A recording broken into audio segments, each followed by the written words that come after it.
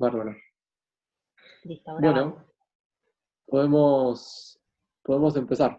Así Bueno, que, gracias. bueno, hola a todos, un placer estar acá con ustedes. Mi nombre es Laura Sotelo, soy Brand Ambassador de Zucardi Valle de Uco. Hoy la idea es hacer un panorama general sobre la bodega y sobre algunos de los vinos que ustedes ya tienen y contarles un poco acerca de las diferencias entre las líneas. Yo sé que hay gente que sabe mucho de vinos, como Ana Paula, como Flor, que las veo por ahí, y también sé que hay gente que no tiene tanta idea. Entonces, vamos a tratar de hacer algo bien general. Lo que yo hablaba con Sebastián es que ustedes van a estar silenciados por una cuestión de ruido ambiente, pero cualquiera que tenga una pregunta en cualquier momento puede habilitar su micrófono y me pregunta. Es así, ¿no, Seba? Perfecto. Sí. Así lo hacemos un poco más dinámico. Estas plataformas es lo que los que tenemos por ahora, pero bueno, se pierde un poco esa inmediatez, así que yo prefiero, si quieren preguntar, que pregunten directamente, también como para después no estar volviendo y recapitulando. Bueno, un par de cositas a tener en cuenta. Cuando ustedes estén frente a un vino de Zucardi Valle de Uco, nosotros trabajamos con un concepto muy fuerte de origen, mejor dicho, de identidad de los vinos ligada al origen. ¿Qué quiere decir esto? Quiere decir que algunas variedades se van a repetir en distintas líneas, Malbec ni hablar, o sea, Malbec tenemos desde nuestra línea de entrada, que es Zucardi Serie A, hasta nuestro vino más caro. Entonces ya hoy definir un vino por su variedad solamente nos queda corto. Ustedes lo saben, trabajan con vinos, la variedad se repite en todas las bodegas, en un montón de líneas de la misma bodega, y eso no quiere decir que vayamos a tener vinos parecidos. Sí, la variedad te da ciertas características que le son propias, pero no van a ser definitivas al momento de hablar del estilo de un vino, de las características de un vino. A nosotros sí nos gusta hablar mucho más del lugar de origen de las uvas como algo que te va a marcar muchas diferencias.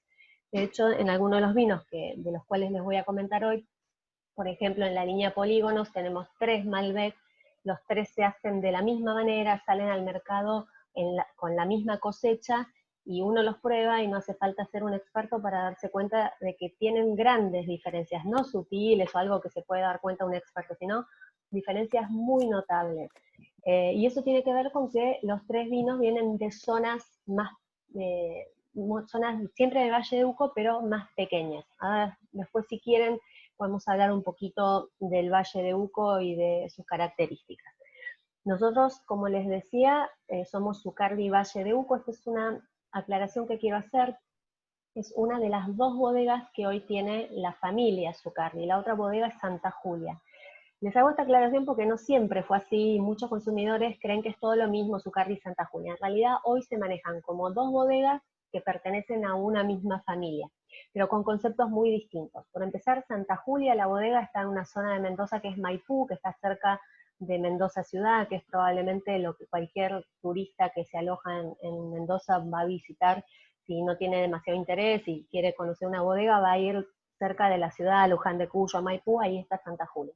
El Valle de Uco está un poquito más lejos. Yo no sé, Seba, si puedo compartir pantalla, si me deja. Creo que sí, a ver. Me tenés que habilitar, ahí te pido. Porque entonces les voy a mostrar un mapita que por ahí nos va a... ¿Te dejó? ¿Va?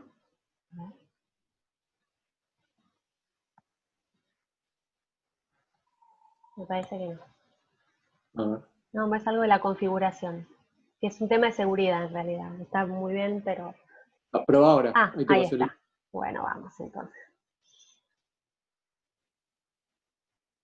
Bueno, primero les voy a mostrar, como para que vayamos todos un poquito con la, aunque sea con la imaginación, a Mendoza.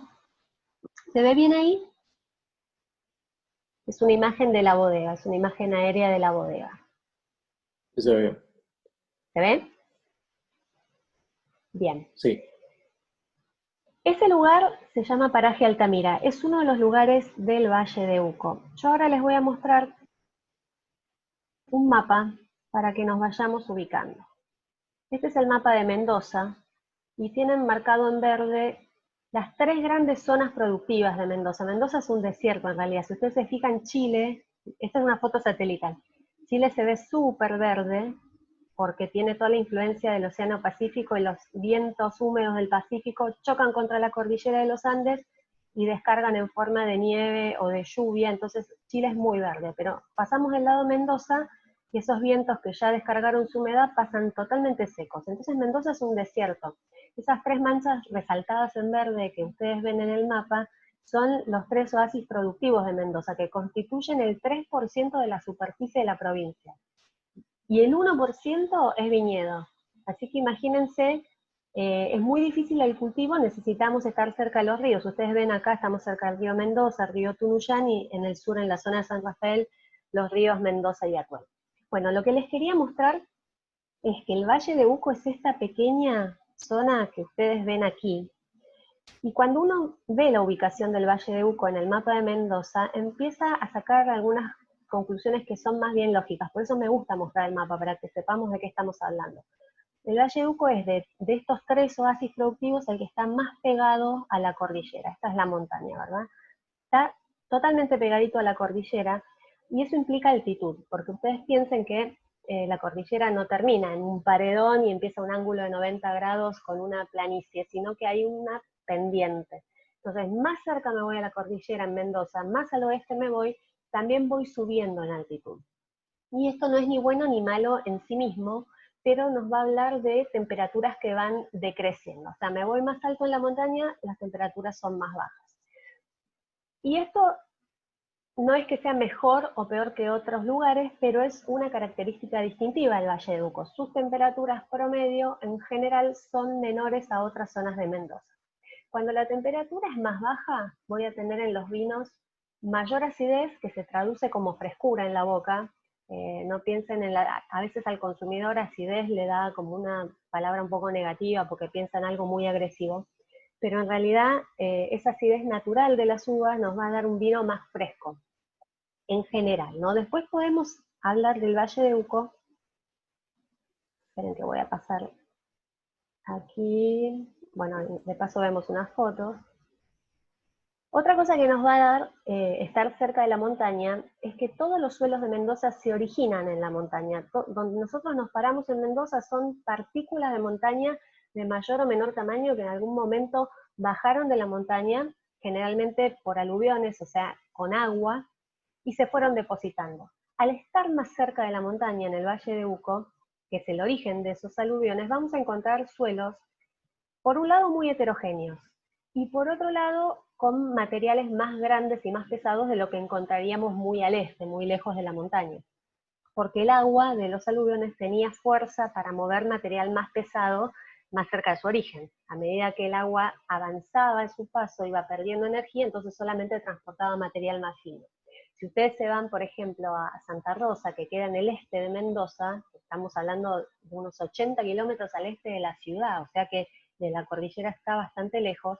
Ese suelo también es de origen aluvial, de origen de la montaña, pero es pura arena, pues es la partícula más chiquita y más liviana.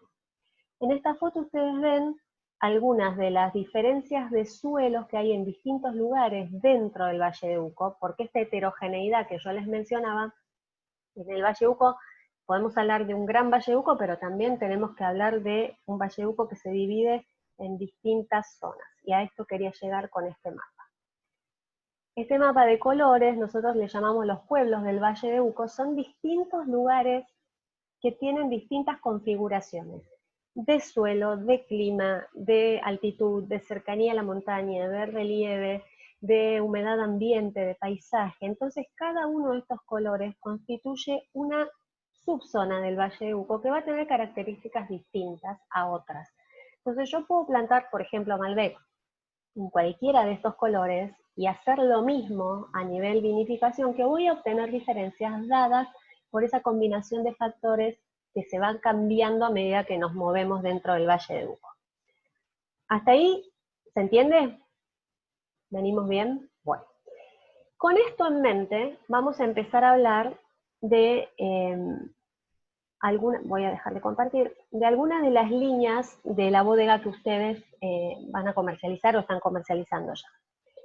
Piensen al portafolio de productos de Zucardi Valle de Uco como una pirámide que en la base tenemos el mayor volumen y nos vamos hacia vinos de mucho menor volumen a medida que vamos hacia el vértice de la pirámide. Ese angostamiento, digamos, hacia el vértice, también me va a hablar de lugares cada vez más chiquitos. Vieron que yo les decía que siempre que hablamos de un vino de Zucardi Valle de Uco tenemos que hacer mención al lugar, porque para nosotros el lugar es lo que va a definir el vino mucho más que un tipo de elaboración o que una variedad. Bueno, pero también tenemos que establecer ciertas diferencias. Desde nuestras líneas de entrada de la base de la pirámide, el lugar que va a figurar en la etiqueta es un lugar más abarcativo. Y a medida que nos vamos hacia la punta de la pirámide, vamos a ir haciendo un zoom cada vez más preciso y vamos a llegar, ustedes no los comercializan, pero para que tengan una idea, nosotros empezamos con un vino de región, que es el Zucardi Serie A, cuya etiqueta dice Valle de Uco directamente, y lo que tenemos como tope de gama ya en el vértice de la pirámide son los vinos de parcela, son 2 vinos, Finca Piedra Infinita Supercal y Finca Piedra Infinita Gravascal, que son vinos que vienen de 2 pedacitos de suelo dentro de un mismo viñedo. O sea, ya más de eso no se puede reducir. Entonces, el origen, como les decía, es cada vez más delimitado, más pequeño, a medida que nos vamos hacia la punta de la pirámide.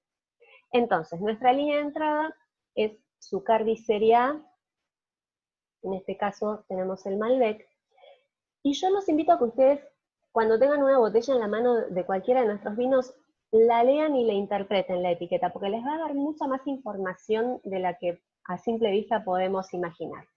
Acá dice Zucardi Serie A, ese es el nombre del vino, Malbec, y si voy a buscar de dónde viene, tengo que buscar un poquito. Y acá dice Valle de Uco, en la base de la etiqueta, pero claramente lo que es más importante en esta línea de vinos y en este nivel de precios es la variedad, que es lo primero que salta a la vista, ¿sí?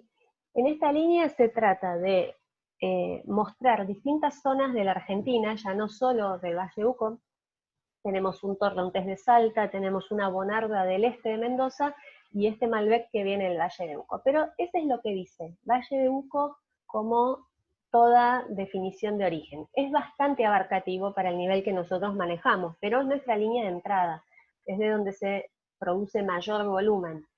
Que diga Valle de Uco quiere decir que puede venir de cualquiera, o mejor dicho, una mezcla de uva de distintos lugares, de ese mapa de colores que ustedes vieron. En cuanto al estilo del vino, es el estilo más simple que manejamos, el más directo. Va a tener la fruta muy marcada. A mí me gusta decir que es un Malbec de manual, porque cuando uno lee sobre Malbec y sobre una expresión de Malbec tradicional, digamos, vamos a encontrar que los vinos son frutados, que tienden a la fruta madura en nariz, que tienen taninos amables, es decir, no hay asperezas, no hay verticalidad. Y este Zucardi Serie A responde un poco a ese estilo. Insisto, nuestra línea de entrada no es un vino complejo, no es un vino que vayamos a encontrar un millón de descriptores, pero tiene la enorme ventaja de una excelente relación precio-calidad por un lado, y después de un vino amable, un vino agradable, un vino que le gusta a muchos paladares y también por eso bastante versátil a la hora de maridar. Este vino tiene un paso por barricas de aproximadamente el 30% del vino, de entre unos 8 y 10 meses. Pero no se va a notar la barrica. La aclaración que siempre hago es que si nosotros conceptualmente la bodega Zucardi siempre hablamos de vinos que reflejen un origen, la madera no es algo que esté en el lugar de origen, la madera es algo que viene en la vinificación. Y todos los procesos de vinificación en nuestra bodega tratan de ser lo menos intervencionista, lo menos invasivo posible. Entonces, no es que consideremos mala la madera, después si nos queda tiempo les muestro una foto de nuestra sala de barricas, que es una belleza, usamos mucha madera, pero usamos maderas viejas, que ya no ceden tanto aroma y tanto sabor, más que nada a los fines de que el vino reciba un poquito más de oxígeno, porque ustedes saben que la madera es porosa y a través de los poros de la madera durante un tiempo de crianza, el vino va recibiendo oxígeno, se va redondeando, se va haciendo más estable. Es más que nada para eso que buscamos la madera y no tanto para ceder aroma y sabor. que si está, nos gusta siempre que esté en un segundo y hasta en un tercer plano. Zucardi Serie A es la expresión de distintas zonas de la Argentina a través de sus variedades más representativas. No tiene mayor complejidad. No sé si hay alguna pregunta hasta acá con respecto a Serie A. ¿Nada? Interrumpan, ¿eh? Bueno, nos vamos un escaloncito más arriba, que es la línea Zucardi Q. En Zucardi Q nosotros también hablamos de vinos de región, porque va a decir, por ejemplo, bueno, yo acá tengo el Cabernet Franc. Gracias, todo muy claro, me dicen. Fíjense, de nuevo, Zucardi Q, Cabernet Franc. Todavía la variedad es muy importante a nivel tamaño en la etiqueta y nos va a hablar de dónde está puesto el foco en este vino. Pero ustedes no lo llegan a ver ahí. Abajo me va a decir Valle de Uco, pero me dice además, me va a precisar de qué dos lugares de ese mapa de colores viene este vino. Entonces, en todos los Q vamos a tener esta particularidad. Salvo uno que es el Tempranillo, que creo que ustedes no lo trabajan, que viene de Santa Rosa, en el este de Mendoza, todos los demás Zucardi Q vienen del Valle de Uco. Y la etiqueta me va a decir específicamente de qué lugares del Valle de Uco. Hay un poquito más de selección, hay un poquito más de zoom. Todavía es un vino que es un blend de distintos lugares, pero me va a decir específicamente de cuáles. En el caso de Cabernet Franc, se los va a decir la etiqueta, no hace falta que lo memoricen, es Paraje Altamira y San Pablo. Y en el caso del Malbec, que ustedes también trabajan, es Paraje Altamira y Vista Flores. A mí me parece que hoy no tiene sentido que profundicemos en tantas diferencias sobre estos lugares. Sí tenemos que saber que son lugares que aportan diferentes características al vino por estar a distintas altitudes, distinta distancia a la montaña, tienen distintos tipos de suelo, etc. Me preguntan si en el Malbec hay blends. Son varietales desde el punto de vista de la variedad. Están hechos 100% con una sola variedad que es Malbec. Pero son blends de viñedos de distintas zonas del Valle de Uco. Y en realidad la gran mayoría de los vinos que nosotros bebemos, aunque sean vinos varietales de una sola variedad, son blends son vinos que se construyen con uva de distintos viñedos, de distintas zonas, depende cuál sea mi límite. Obviamente si estoy en un vino de parcela en el que digo esto viene de este pedacito de suelo, de esta finca, no puedo hacer un blend. Eso es ese vino que viene de esa uva de ese lugar puntual que es muy chiquitito, pero en general, y sobre todo en estos niveles, son blends, aunque sean todos de Malbec. No sé si se entiende. La variedad es lo que me determina que es un varietal, pero generalmente todos los vinos están construidos, algo que me indique otra cosa, que me diga que es un single vineyard o que me diga que es de una zona muy pequeñita, lo mismo. Cuanto más grande es el origen, por ejemplo, Valle de Uco, obviamente yo ahí entiendo que entra uva de distintos lugares de Valle de Uco. Piensen que hay vinos que dicen Mendoza como origen. Y ahí también, ya estoy hablando no solo del Valle de Uco o de Maipú o Luján de Cuyo, sino que puedo hasta tener uva de otros lugares y no mencionar en la etiqueta. Entonces, es cierto que la identidad de un vino ligada a un lugar es mucho más precisa cuanto más acotado es ese lugar. Pero por eso les decía, en Serie A ese lugar es Valle de Uco o Salta o Santa Rosa, más general. En Q ya me especifica dentro de Valle de Uco qué dos lugares que van a aportar, en ese caso sería un blend de dos lugares la misma variedad. ¿Sí? Pasa tanto con el Cabernet Franc como con el Malbec, también con el Chardonnay.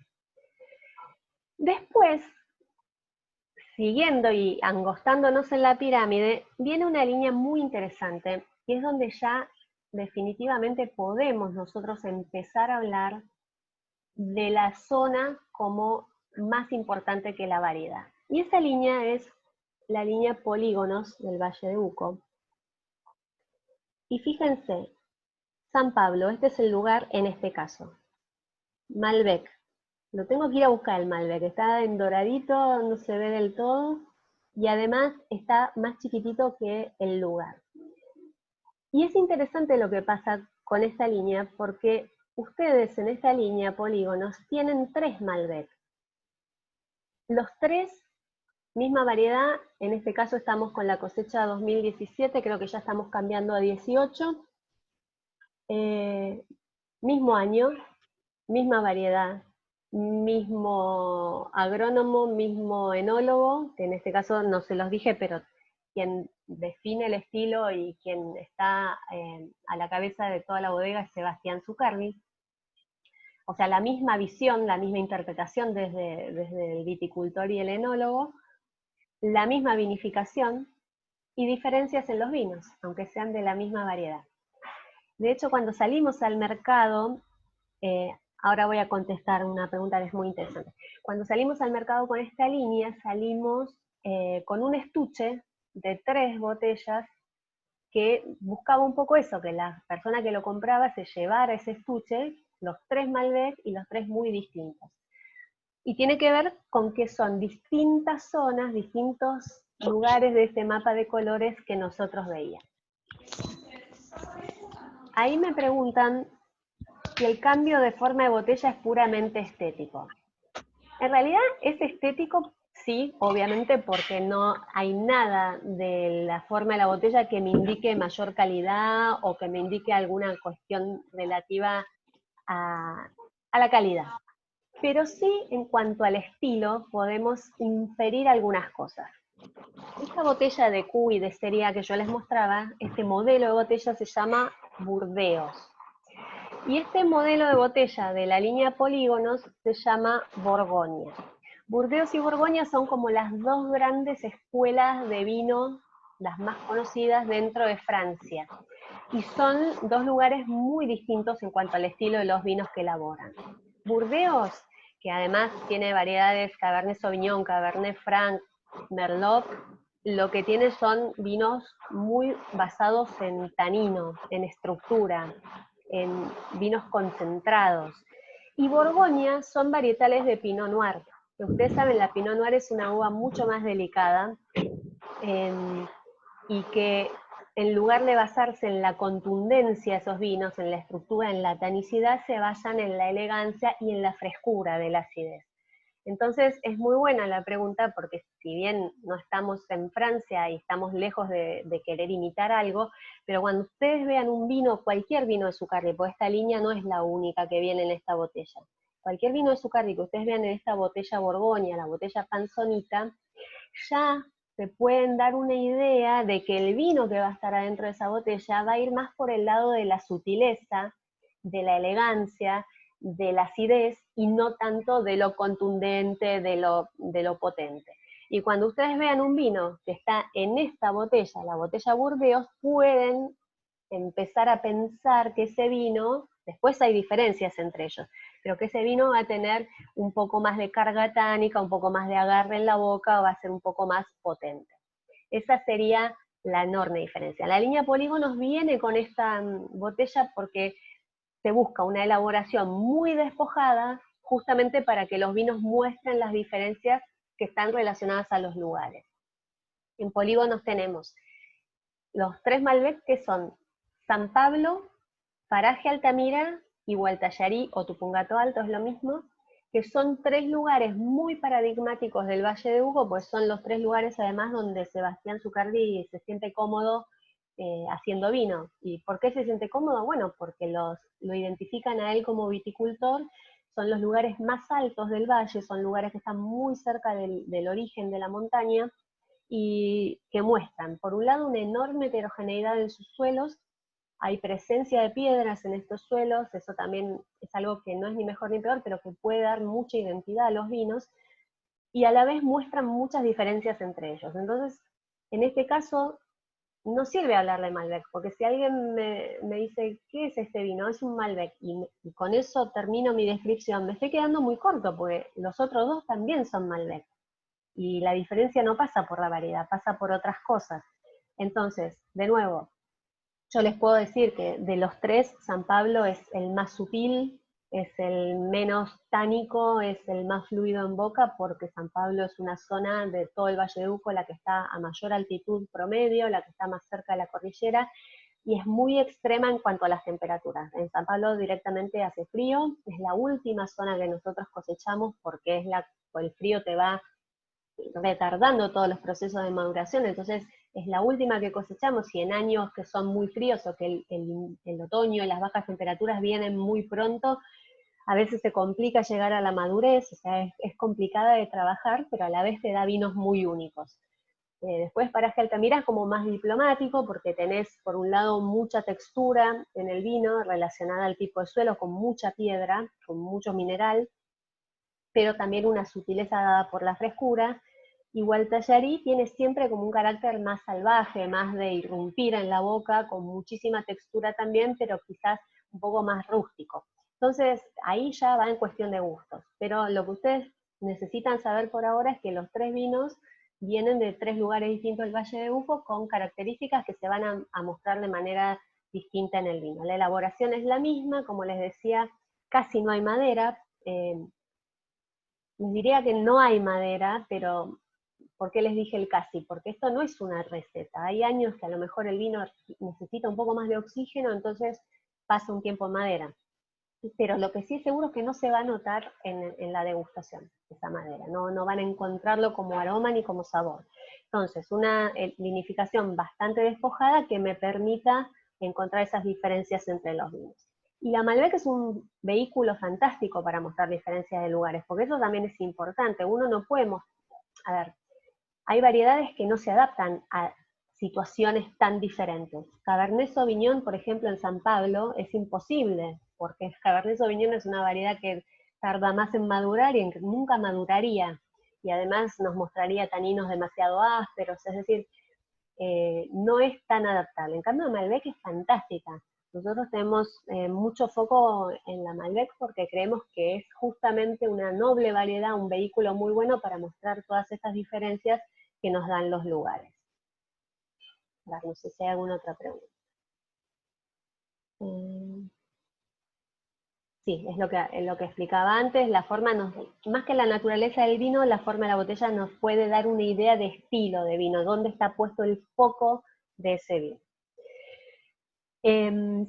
Perdón, en polígonos también tenemos Cabernet Franc, que en este caso son 2, uno de San Pablo y uno de Altamira, también con diferencias puestas en las diferencias que tienen esos lugares. Y después hay una serie de blancos que creo que ustedes todavía no trabajan, pero bueno, obviamente tenemos blanco, un verdejo de San Pablo por esta característica del lugar frío que yo les comentaba, se adapta muy bien a variedades blancas, y después algunos blancos de las zonas del Peral y de la Carrera, que son también zonas muy frías y que por eso mismo se adaptan bien a variedades blancas.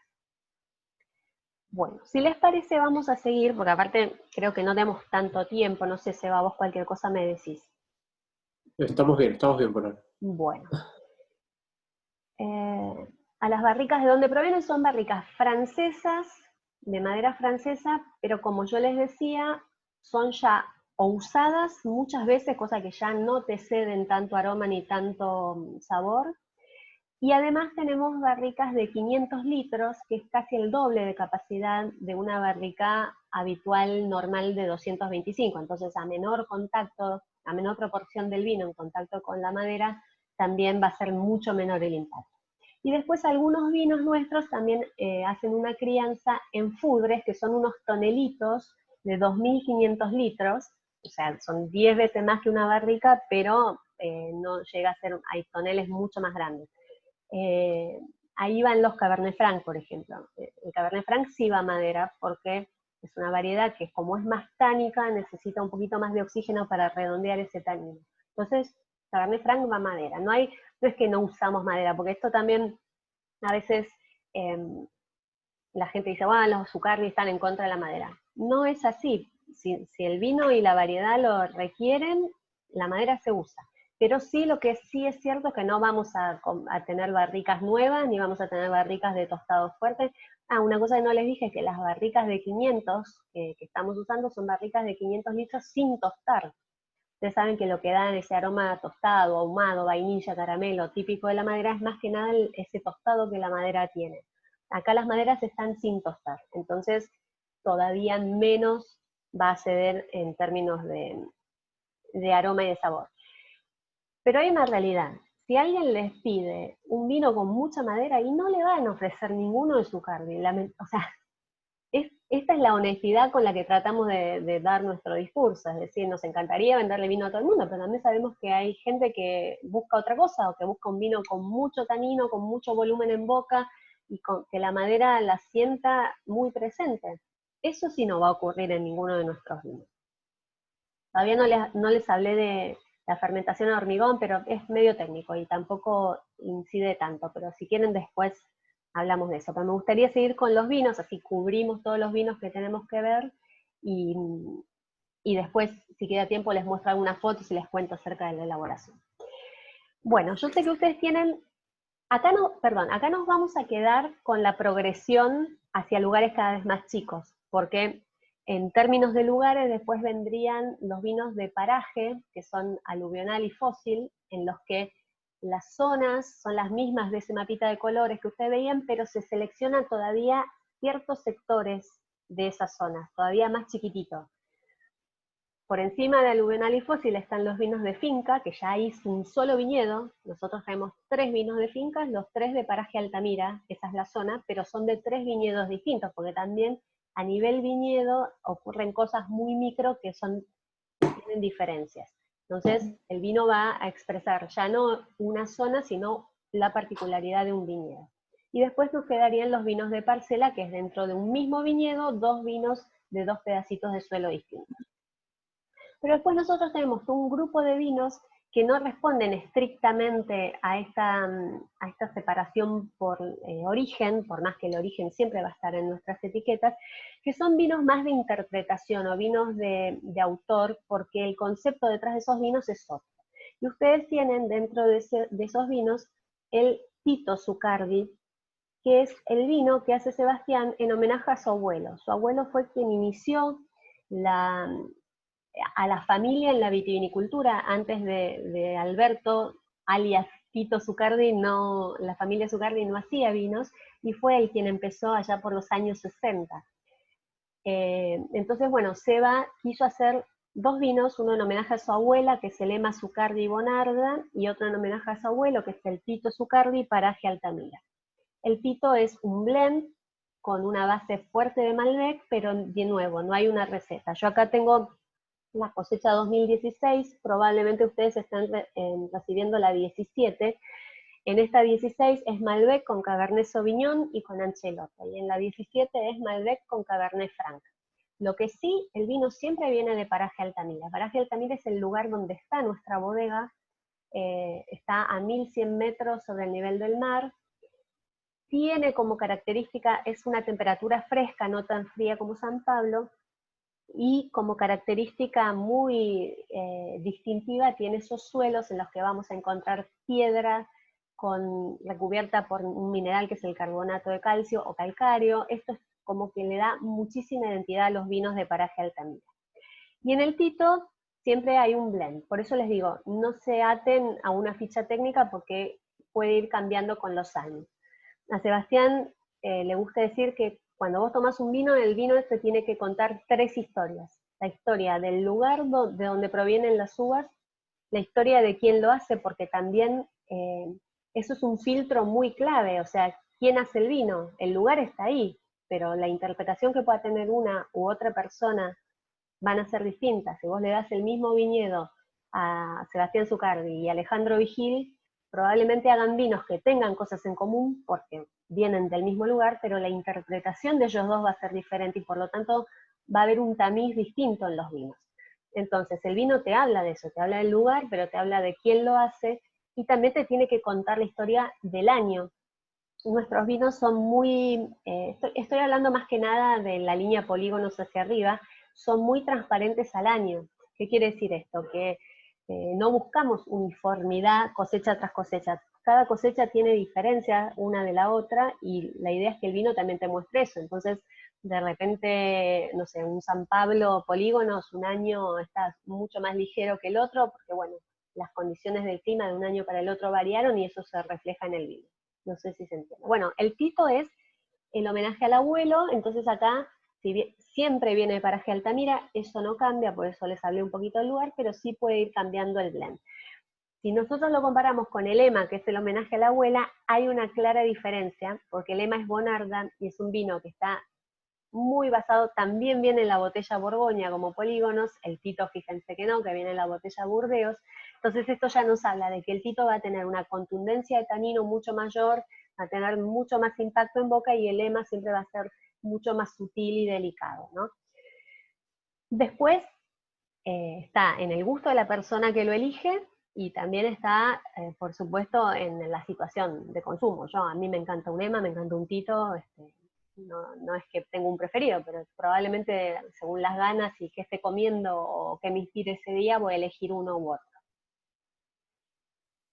No sé, chicos, si tienen preguntas hasta acá de los vinos. Pues nos queda hablar de los espumantes, pero me gustaría mostrarles algunas fotos de la bodega y contarles algunas cositas. Así que si tienen duda de los vinos, este es el momento.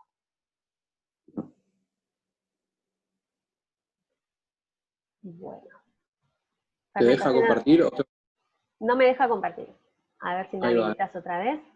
Ahí Ahí está. me preguntan sobre la fermentación en hormigón. Vamos a tratar de... ¿Dónde están las fotos? Acá. Voy a ir pasando. Perdón, esta era una presentación hecha para polígonos. Ah, no, pero no tengo que mostrar esto, tengo que mostrar lo otro.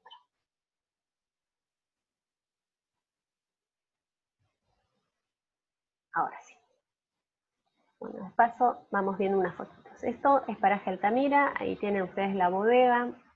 La bodega intenta ser un homenaje a la montaña, continuar un poco con esa línea de la montaña que tiene como gran telón de fondo. Está hecha con materiales del lugar, piedra y arena, agua y arena del río Tunuyán y piedra de la finca Piedra Infinita, que es donde está la bodega.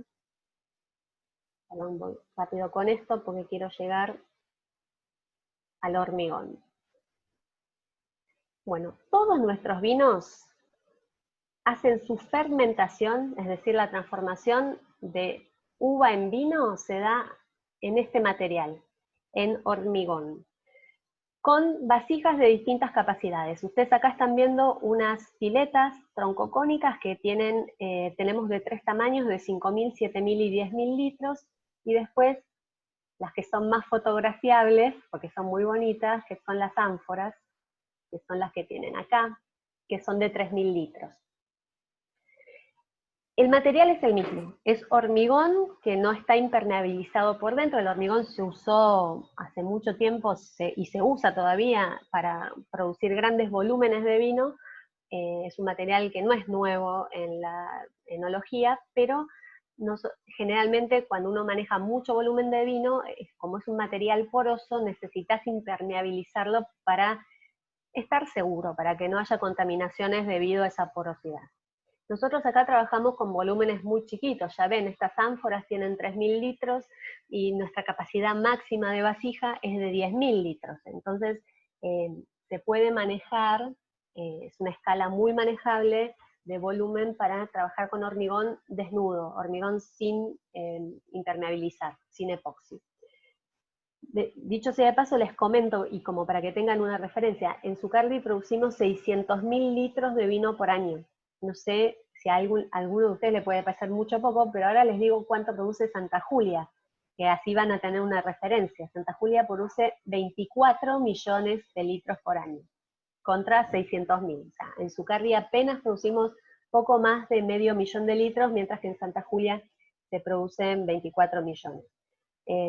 Mucha gente nos dice, pero entonces si el hormigón es tan fantástico, ¿por qué no hacen Santa Julia en hormigón? No, inmanejable, impracticable, imposible. O sea, esa cantidad de litros con este material sin impermeabilizar no sería ni posible, ni rentable, ni sustentable. Alguna aclaración que quiero hacer. El material, el hormigón, no le transmite absolutamente nada a nivel sabor al vino. Les digo esto porque mucha gente piensa que sí. Hay veces que la gente encuentra un descriptor como de piedra mojada o como, no sé, de piedra o de grafito y piensan que eso es algo que el hormigón le transmite. Eso es algo que tiene que ver con la característica de clima y de suelo de los lugares en general donde nosotros producimos. pero no tiene que ver con algo que el hormigón le ceda. ¿Por qué usamos hormigón y no lo impermeabilizamos? Bueno, tiene algunas ventajas técnicas que nos ayudan a nosotros a hacer una enología menos intervencionista, ¿sí? A toquetear menos el vino, por decirlo de una manera muy poco académica. Es decir, tiene estabilidad térmica, las paredes del hormigón tienen unos 14 centímetros de ancho, lo cual hace que la temperatura interna de la vasija se mantenga bastante estable, entonces no tenés que estar calentando y enfriando todo el tiempo, según haga falta o según cambie la temperatura exterior, porque se mantiene bastante más estable. Entonces te ayuda a no estar interviniendo. En segundo lugar, es un material que no tiene carga eléctrica, entonces no va a generar estática, a diferencia del acero inoxidable. Si ustedes han visto un vino recién terminado de fermentar de un tanque de acero inoxidable, ese vino está turbio, porque el material, el acero inoxidable, tiene esta carga eléctrica que hace que siempre haya partícula muy fina en suspensión. Vos tomás un vino de la vasija de hormigón recién fermentado y está limpio, está brillante, porque el material no tiene carga eléctrica, entonces hace que toda esa partícula fina que está en suspensión, después de un tiempo el vino quieto, vaya precipitando y se aloje en la base de la pileta. Entonces esto nos permite, de nuevo, intervenir menos y los vinos no se filtran. Se les hace una clarificación solamente para preservarlos un poco más. Y me queda una... Bueno, como es poroso y no está impermeabilizado, otra ventaja técnica que tiene es que ingresan mínimas dosis de oxígeno a la vasija que van a hacer que el vino sea más estable en el tiempo.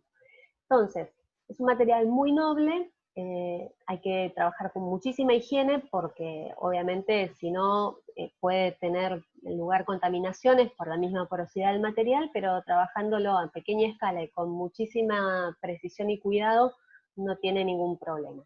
Y eso es en cuanto al material. Y después está la forma, son formas redondeadas, tanto en estas ánforas como en las vasijas troncocónicas que son un poquito más grandes. Esta forma redondeada hace que el vino tenga un movimiento un poco más natural dentro de la pileta y que como se van angostando hacia la parte superior, los ollejos se van como autoprensando también, y si bien nosotros hacemos remontajes y hacemos movimientos del vino, porque si no sería imposible, bueno, te permite limitar un poco la cantidad de todos estos movimientos que nosotros hacemos, entonces moves menos al vino. Esa sería la traducción. Vinos de una forma un poco más natural y tranquila. Hay otro ángulo de las ánforas. Y esto les quería mostrar también, nuestra sala de barricas. Ven que es muy bella y está muy nutrida de barricas, y después hay como un backstage donde hay más barricas también, pero fíjense, estas que ven acá son las de 500 litros, por ahí en la foto uno no tiene tanto la proporción en la cabeza, pero son un poco más grandes que una barrica normal, y acá atrás están los toneles, los tonelitos, los fudres de 2.500 litros. Estoy viendo algunas preguntas. Bueno, gracias, están agradeciendo. Sucardi-Q sí significa quality, porque cuando se empezó, Sucardi-Q es una línea que tiene, esto por ahí está bueno que se los comenté. El año pasado cumplimos 20 años en el mercado con Sucardi-Q, y obviamente hace 20 años no hablábamos de las mismas cosas que hoy, y hace 20 años no cultivábamos en el Valle de Uco. Entonces es una línea que se ha ido transformando y evolucionando a medida que también los Zucardi se han ido transformando y evolucionando como viticultores. Hace 20 años los Q se producían con uva del este de Mendoza y con uva de Maipú, y hoy, salvo el tempranillo, que como yo les decía, se sigue haciendo con uva del este porque es como un ícono nuestro, es una uva muy emblemática, hoy todos los demás varietales vienen del Valle de Uco y han cambiado su estilo en función de haber cambiado de lugar también. Bueno, voy a dejar de compartir. ¿Hay alguien más en el chat? Bellas fotos. Bueno, me queda hablar del Alma 4 2 palabras, ¿no, Seba? Sí, bueno, y no sé si hay dudas, por ahí a veces la gente pregunta algunos tips de maridaje, armonización. Son muchos vinos por ahí para cubrir. Son muchos vinos y es muy A ver, es muy personal también, pero podemos hacer algo muy general. A ver, la línea Zuccardi Serie A es una línea, como yo dije, donde no vamos a encontrar gran complejidad en el vino, son vinos honestos, son vinos fáciles, son vinos muy frutaditos. Por lo tanto, yo, dependiendo cuál sea, pero lo aconsejo con las comidas más simples, con la comida cotidiana. Más allá de que todos los vinos, por ejemplo, todos los Malbec, podríamos maridarlos con cosas parecidas. Pero bueno, me gusta más ir por el lado de la complejidad del plato y la complejidad del vino. Entonces, a vinos simples, platos más simples. Bueno, Después, Zuccardi Q, como vimos, tenemos un poquito más de potencia, un poquito más de estructura. Entonces, los tintos me parece que van súper bien con carnes y con carnes asadas, quedan muy bien, con carnes a la parrilla. Eh, lo cual no quiere decir que no te puedas tomar un tinto de Zuccardi Q con un guiso de lentejas, ¿no? Esto se entiende. Pero bueno, vamos a ir más por el lado de la estructura. El Cabernet Franc siempre tiene como una nota muy más tirando a verde, a vegetal, a hierbas, que también hace que si vos tenés una carne y esa carne tiene, no sé, pimienta verde o tiene una guarnición que va por el lado de lo verde, entre un Malbec y un Cabernet Franc, si los tenés a los dos, te podés llegar a inclinar por el Cabernet Franc, lo cual no quiere decir que el Malbec no le vaya a quedar.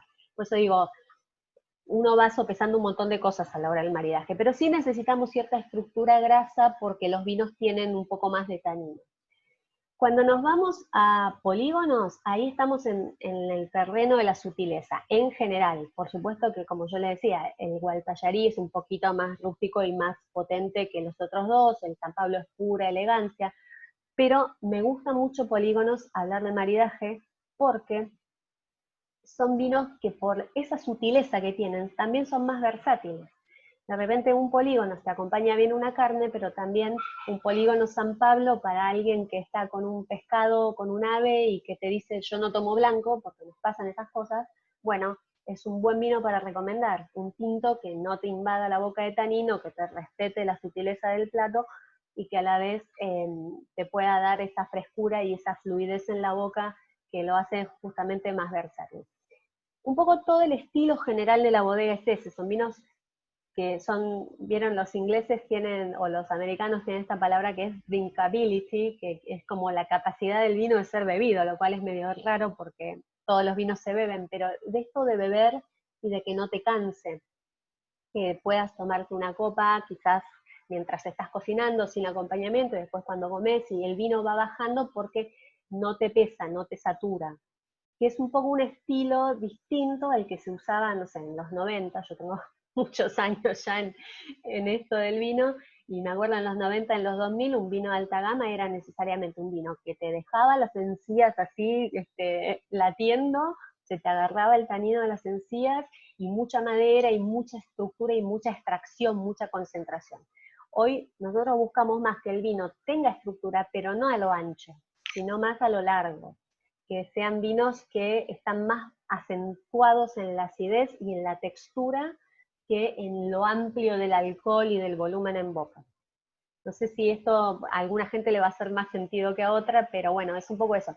Son vinos que si los tuviéramos que dibujar, y en este caso me refiero sobre todo a los polígonos, los dibujás más, más verticales, más hacia lo largo, y no vinos que se te ensanchan en el paladar.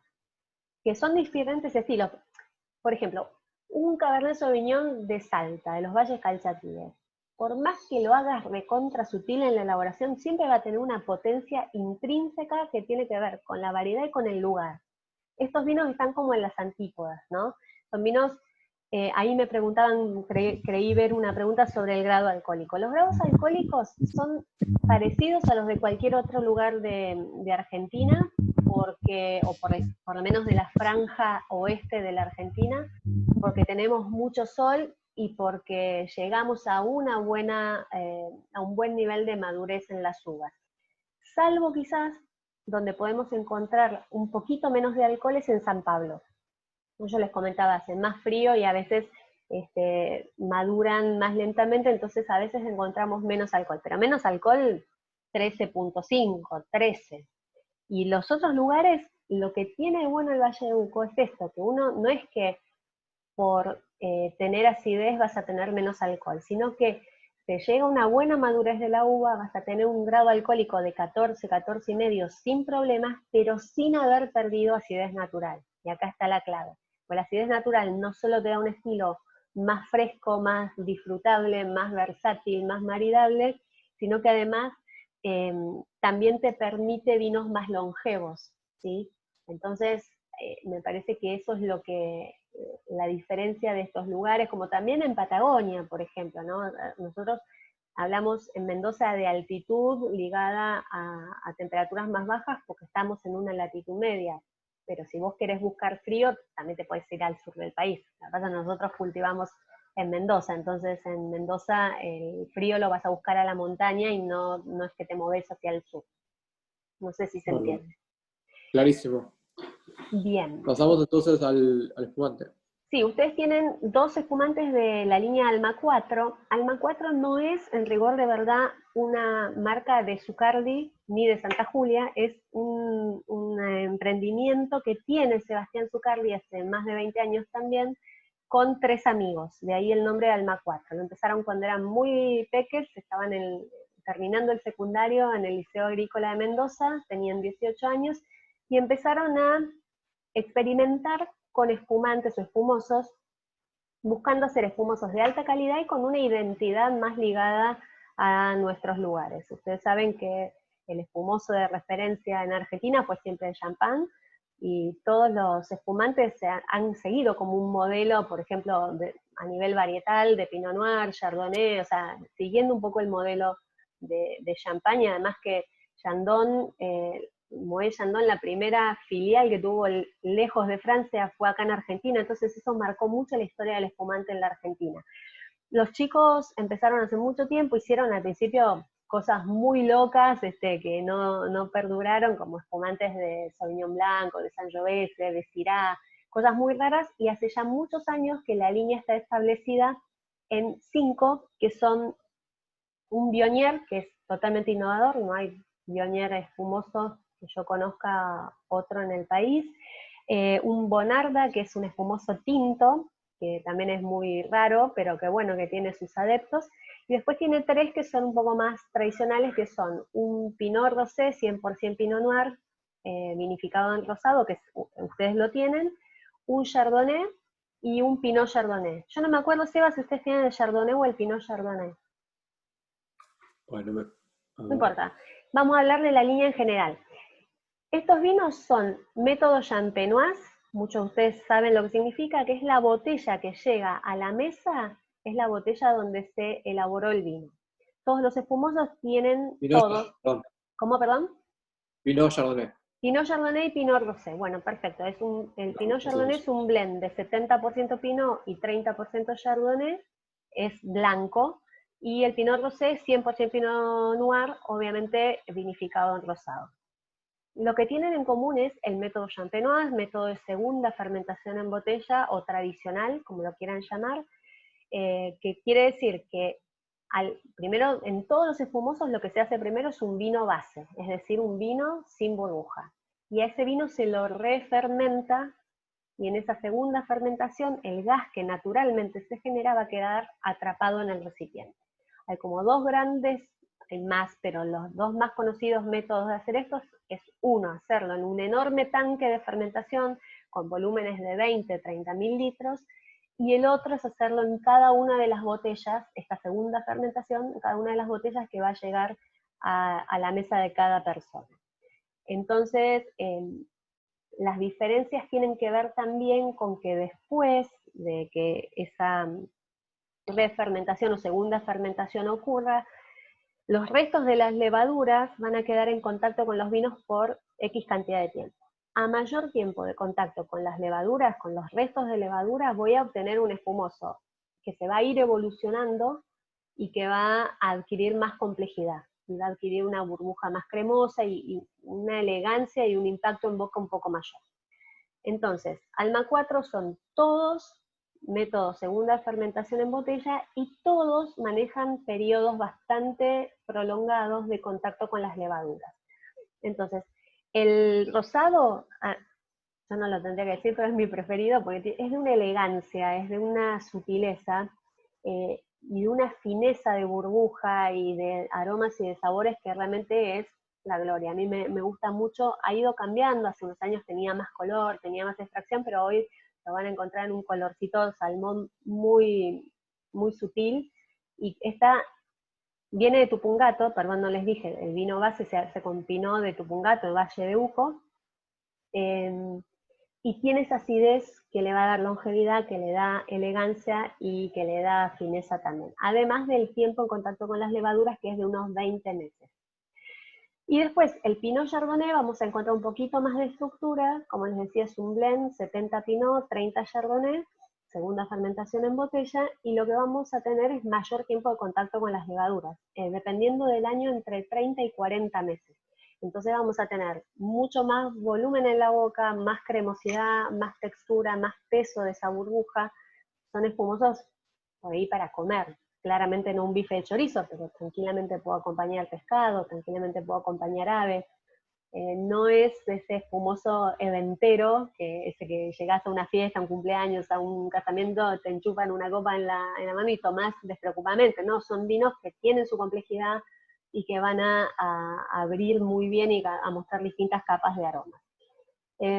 Otra cosa con respecto al MA4, que diferencia por ahí de la comunicación de otros espumosos, es, vamos a encontrar el año de cosecha en la etiqueta, cosa que no suele aparecer en los espumosos, y no suele aparecer por este modelo basado en champán, que yo les decía. Champán, generalmente sus vinos de nivel de entrada, digamos, son mezcla de distintos años, entonces por eso no aparece el año de cosecha en la etiqueta. Pero la realidad es que en la Argentina es raro que pase eso, salvo en algunos específicos de alta gama que guardan vinos y hacen esas cuvées, esas mezclas. En general se usan los vinos de un solo año. Entonces, bueno, nosotros ponemos el año en la etiqueta como para que también sea digamos, una guía para el consumidor de saber qué está consumiendo. No hay que asustarse, porque lo que nos va a pasar es que, por ejemplo, un Pinot Rosé hoy creo que estamos sacando al mercado el 2016, pero acuérdense todo este tiempo de contacto con las levaduras que yo les decía que tiene, o sea, no es que estamos vendiendo algo viejo, sino que hizo una guarda en la bodega, en la botella. Otra cosa que no van a encontrar en las etiquetas del Alma 4 es si es extra brut, brut o brut nature. Y que esos procesos también se traducen al costo, ¿no? Para que entienda todo el mundo por ahí después. Absolutamente. Siempre un método champenois va a ser más costoso que el método de los tanques porque manejas volúmenes más chiquitos y estos tiempos prolongados de permanencia con la levadura. Les decía, nosotros no ponemos la calificación de extra brut, de brut nature o de brut en las etiquetas. En la Argentina se ha establecido como categorías que hablan de estilos de vino según esta clasificación, y en realidad esa clasificación nos habla del nivel de azúcar que tienen estos vinos. Pero son todos secos. Es raro porque en la Argentina te pasan cosas como que estás en una feria y alguien te dice, ¿tenés extra brut? Porque a mí no me gusta el brut nature. Como, esto es como, pero pasa. Y es como decir, ¿tenés un vino de 14 grados? Porque a mí no me gusta el de 14,5. Es raro, es un tema técnico de análisis de laboratorio. Ese azúcar que tienen los espumosos está puesto ahí para compensar acidez, porque son generalmente vinos muy ácidos. Entonces, para llegar a un equilibrio, vos necesitas agregar azúcar. Como cuando tenés la salsa de tomate muy ácida, le agregás una cucharadita de azúcar, es lo mismo. Entonces, sí es cierto que si vos haces una medición de ese azúcar, tenés que el Brut Nature tiene muy poco azúcar, el Extra Brut tiene un poco más y el Brut tiene un poco más. Pero esto no significa que vos lo vas a sentir en el paladar. Esto significa que el Brut Nature quizás no necesitó compensar tanta acidez, por eso lleva menos azúcar, y un Brut era muy ácido el vino originalmente y necesitó más azúcar para compensar. De hecho, si ustedes se toman el trabajo de googlear etiquetas de champán en Francia, van a ver que la gran mayoría son Brut. Es decir, tienen efectivamente, si uno les hace un análisis, más contenido de azúcar que un espumoso cualquiera en Argentina. Ahora, los probás y no es que lo vas a encontrar más dulce. Al contrario, es probablemente que lo encuentres todavía más ácido. Pero eso es porque en Francia, en la Champagne, es una zona tan fría, tan extrema, nosotros prácticamente no tenemos zonas de ese nivel de frío en la Argentina, que las uvas eran súper ácidas, el vino quedó súper ácido y necesitó mucha más cantidad de azúcar para llegar a un equilibrio. Pero resumen de la cosa, no lo van a encontrar en la etiqueta, pero todos los Alma 4, si alguien les pregunta, son extra brut, son todos secos, tienen poca azúcar, pero empecemos a entender esto, de que el azúcar que tienen no son para que sean más o menos dulces, sino que son para compensar acidez. Por supuesto, si yo hablo de demi-sec y de dulce como categoría espumosa, ahí sí ya son azúcares perceptibles en el paladar y estamos hablando de otra cosa, pero acá estamos dentro de la categoría de los vinos secos. No sé si alguna... Bueno, si Champenois se puede hacer con diferentes añadas, sí, Champenois es el método. Vos podrías guardar distintos vinos de distintos años, hacer una mezcla y a esa mezcla hacerle el método Champenois. Champenois lo único que te quiere decir es que el vino hizo la segunda fermentación en la botella. Pero variedades, años, orígenes, uno puede mezclar tantos como quiera. No les dije que tanto el Pinot Rosé como el Pinot Chardonnay son con uva de Tupungato. O sea, de nuevo volvemos al Valle de Uco, a las zonas más altas y más frías, porque es lo que necesitamos para preservar esta acidez que sobre todo en los espumantes es tan necesaria.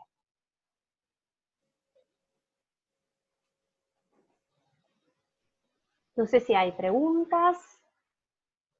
creo que fuiste súper clara con todos los Sí, un vinos. lujo. Gracias, chicos. Bueno, me alegro. Pero si hay preguntas, no sean tímidos porque para eso estamos, ¿eh? Este es el momento. Bueno, gracias. Todo Espero que la clarísimo, próxima pueda ser con los vinos de por medio y probándolos e interactuando de una manera un poco menos rara. Cuando nos lo permitan. Ojalá. Claro, faltaba degustar cada etiqueta, obviamente. Bueno, gracias chicos, gracias a todos. Bueno, y avisarles que va a quedar el link de las capacitaciones, la capacitación que nos dio Laura, va a estar subido para que lo puedan volver a ver. Ven que justo hubo una pregunta interesante. Cuando decís, Diego me pregunta, que el suelo le aporta identidad, pero no sabor al vino, ¿qué querés decir con eso? No entendí bien eso. No, yo lo que decía es que el hormigón como material de fermentación no le aporta nada. Y el suelo, sabor no, pero el suelo te marca algunas variables como el tanino, ¿sí? El tanino tiene mucho que ver con los suelos. Y también te va a marcar cierta textura en la boca. Cuando estos suelos a ver, sencillo para que todos entendamos. Vamos a dividir suelos como en dos grandes grupos. Uno son los suelos profundos, es decir, los suelos donde hay donde la piedra la vas a encontrar a profundidad y que tenés una enorme capa bastante alta de arcilla, limo o arena, que son los materiales más finos. Esos suelos profundos, sin piedra vamos a decir, te dan amplitud en la boca, te dan volumen, ¿sí? Cuando vos tenés suelos cortos, es decir, que tenés una muy poquita capa de suelo y enseguida piedra, eso va a tender a que el vino se te mueva en la boca de una manera más vertical.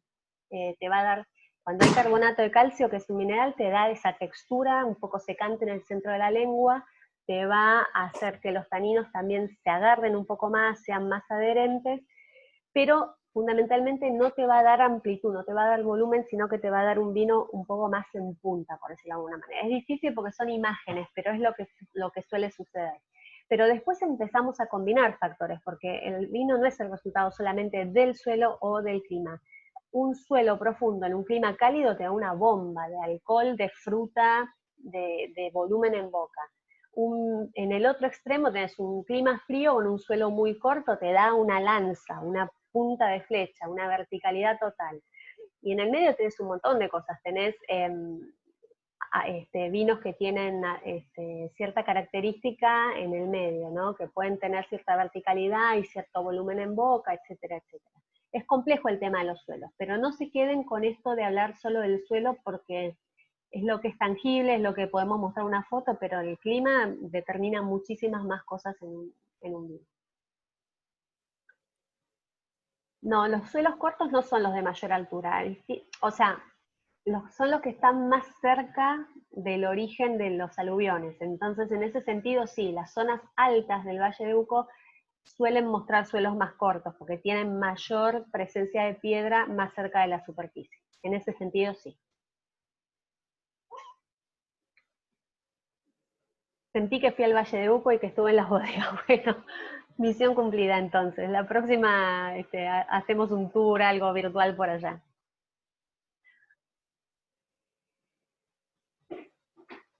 Bueno, entonces, Gracias, Flor. Gracias a todos. te agradecemos de nuevo por el tiempo y por habernos dedicado toda esta capacitación y a toda la gente que se pudo unir. Bueno, un placer y cuando necesiten, para lo que sea, acá estamos. Gracias. Muchísimas gracias. Un lujo, muchas Chau gracias. a todos, gracias. Chau, chau. Gracias.